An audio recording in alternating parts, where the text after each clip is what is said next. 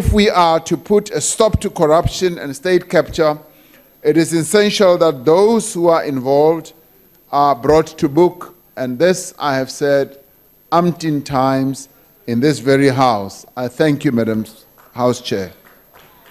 Relations between Duduzane Zuma and the Guptas is centered around Mr. Jacob Zuma. The relationship between the Russians and the nuclear energy deal is centered around Mr. Jacob Zuma. The relationship between SAA corruption, Ms. Dudu Myeni, and endless bailouts is centered around Mr. Jacob Zuma. The collapse of ESCOM and the corruption of Ngubane, Mulifi, Trillian and regiments is centered around Mr. Jacob Zuma.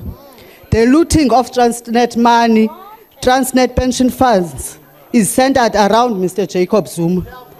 Is Mr. Jacob Zuma the right person to decide on terms of reference and the appointment of a judge for a judicial commission of inquiry into state capture? Deputy President. Deputy President, yes. Thank you, Madam House Chair. This matter has been addressed here before, and we have said the laws of the Republic dictate and state that judicial commissions of inquiry are appointed by the President. That's in terms of our Constitution. Now, this matter, let's remember, and this is where a measure or a dose of patience does come in. This is where patience is called for. This matter is being addressed by a court of law, and let us be patient. I know that it is very, very difficult to be patient, particularly when people are excited and expectant. Let us exercise a measure of patience and wait until the court gives us direction on this matter. The President himself is patient when it comes to this. He is also waiting for the court to determine what should be done. And I think similarly, we should also all be patient. And in the end, if you cannot be patient, just take a deep breath and breathe deeply, and then patience will prevail. Thank you very much. Order, honorable members. I thought the Deputy President was going to say, like, when you are waiting for the telecom, call center, they will say, please be patient, your call will be answered. Honorable Steenhuisen. Thank you very much, House Chairperson. House Chairperson, the last time we were in the House, my right honourable friend invited me to come to his office and help him pack up. I've been patiently waiting for the call. It hasn't come, but I've got very good news. I found a little box to come and help him pack up his office. I thought it would be the perfect size to fit your credibility into after 5 years as that man's deputy. Deputy President, you've said that every credible allegation must be probed and investigated. You're well aware that in the book, The President's Keepers, some very credible allegations are made. Can I ask you today, Deputy President, do you support the State Security Agency and your government's attempts to stop the publication of that book and charge Mr. Poe, the author? Thank you. Deputy President.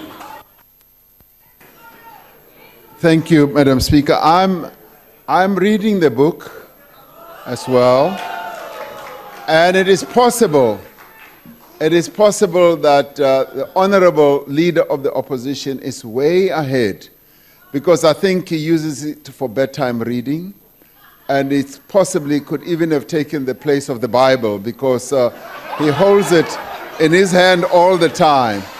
So I have not had that luxury, but I am reading the book, and as I read the book, I'm finding, yes, there are quite a number of allegations that are being made, and I want to get to the point where he has gotten to, so that one is then able, and Mr. Steenhuisen, Honorable Steenhuisen, holding a matchbox. I thought matchboxes are not allowed in Parliament, Honorable House Chair. I mean, I don't know what he wants to do with a matchbox. Does he have a bottle that is also filled with petrol? Because why would he bring matches into Parliament? And I don't know him to be a smoker. Maybe he smokes privately and secretly. But anyway, getting back to the point, because the Honourable Steenhuisen raises an important point about whether books of this nature should be stopped or not. And as far as I'm concerned, I want to go into the depths of this book, and to make it, you should never really muzzle the media. The media, in terms of our constitution, should be free and fair. But I haven't reached that point yet, where I'm able, Honourable Steenhuisen, to make a definitive type of determination of what you are saying. But I would like to caution Honourable Steenhuisen about bringing matches into Parliament, because he may find that somebody else has brought a bottle filled with petrol, and boom, we will have a very ugly situation in our Parliament. We want to protect our Parliament, Honourable Steenhuisen. Please desist from bringing matches, because you say my reputation could fit into that box. I think it's possible that your reputation could fit into the head of one of the matchsticks. Thank you very much. House Chairperson. Order. House Chairperson. Order, honourable members. House Is there a Chairperson. point of order? It is a point of order. I've bought these box of matches in. I want to say I'm not a smoker, but he was waving some other things around in this house, and I wonder if he's got some vices as well that he wants to tell us about. Order. I will have to check whether such an exhibit can be brought into Parliament.